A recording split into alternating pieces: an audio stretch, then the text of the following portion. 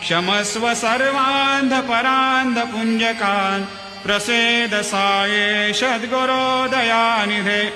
श्री साईनाथ चरणामृतपोत चित्तास्तत्पादसेवनरतः सततं च भक्त्या संसारजन्यदुनितोर्धवनिर्गतास्ते कैवल्यधाम परमं समवाप्नुवन्ते। स्तोत्रमेतत्पठेद् भक्त्या यो नरस्तन्मनः सदा सद्गुरो साईनाथस्य कृपापात्रं भवेद् ध्रुवम्।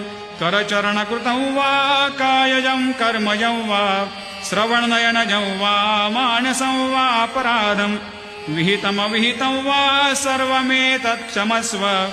जय जय करुणाब्धे श्री प्रभो साईनाथ। क्षमस्व सर्वान्धपरान्धपुञ्जकान् प्रसेद साये सद्गुरो